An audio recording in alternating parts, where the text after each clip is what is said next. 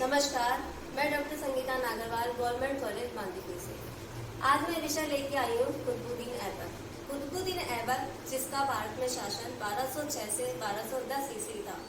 कुतुबुद्दीन ऐबक को भारत में गुलाम वंश, मामलुक वंश का संस्थापक माना जाता है। वास्तविक रूप में कुतुबुद्दीन ऐबक ही दिल्ली सल्तनत का संस्थापक था। कुतुबुद्दीन ऐबक को पढ़ने से पहले हम इसकी पृष्ठभूमि के बारे में जानकारी कर लें।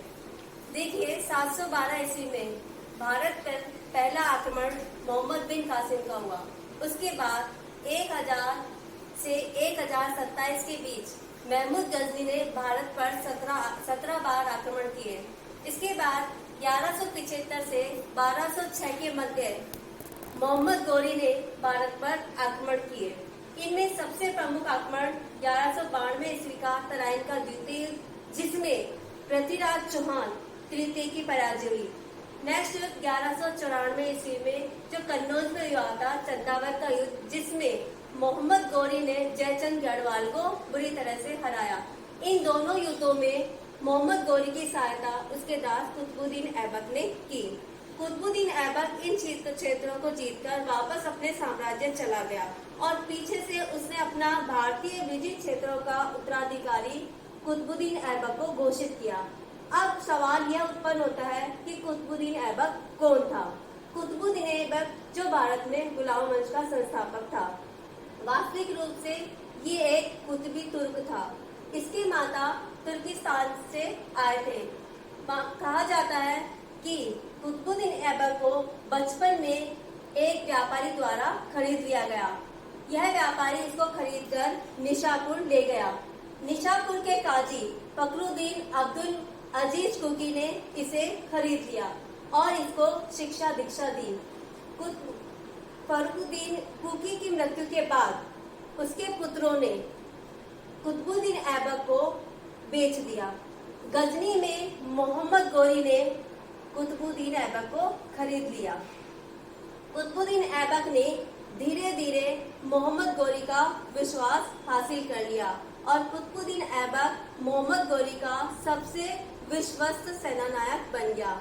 मोहम्मद गौरी ने कुतुबुद्दीन ऐबक से प्रसन्न होकर इसको सबसे पहले अपनी सेना की टुकड़ी का नायक बनाया। उसके बाद इसका प्रमोशन पदोन्नति करते हुए इसे अमीर हाकुर यानी घोड़ों के अस्तबल का अध्यक्ष बनाया। गजनी लौटते समय गौरी ने अपने भारतीय क्षेत्र, जिनमें मुल्तान, सिंध, गुजरात, पंजाब, बयाना, ग्वालियर, कन्नौज, अजमेर, दिल्ली आदि क्षेत्र आते थे, उसका उत्तराधिकारी कुतुबुद्दीन ऐबक को बनाया। 1206 में खोखरों द्वारा मोहम्मद गौरी की हत्या कर दी गई। इसके बाद लाहौर के लोगों ने कुतुबुद्दीन ऐबक को लाहौर की गद्दी पर बैठने के लिए आमंत्रित किया। 1206 में मोहम्मद गौरी की मृत्यु के बाद कुतुबुद्दीन ऐबक ने लाहौर में अपना राजारोहण करवाया, लेकिन इसके बाद भी कुतुबुद्दीन ऐबक ने अपने आप को सुल्तान घोषित नहीं किया।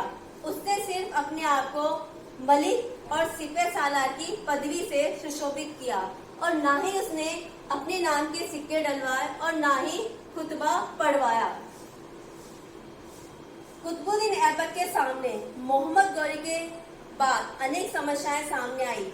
अभी तक ये एक गुलाम था, तो सबसे पहले उसने अपने दासत्व से मुक्ति पाने का प्रयास किया और उसने नासरुद्दीन महमूद गौर को कहलवाया कि वो उसको दासत्व से मुक्ति प्रदान करे। नासरुद्दीन महमूद को इस समय ख्वारिज्म के शाह के आक्रमण का भय था और उसने आसानी से कुतुबुद्दीन ऐबक को 1208 में दासत्व से मुक्त कर दिया और उसको छत्र भी भेंट किया।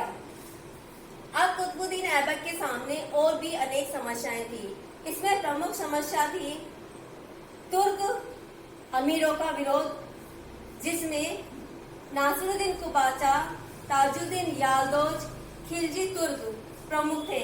उसके बाद सीमांत सुरक्षा भी इसके सामने खड़ी थी, जिसमें एक तरफ ख्वारिज्म के शाह के आक्रमण का भय था और दूसरी तरफ खोखरों का।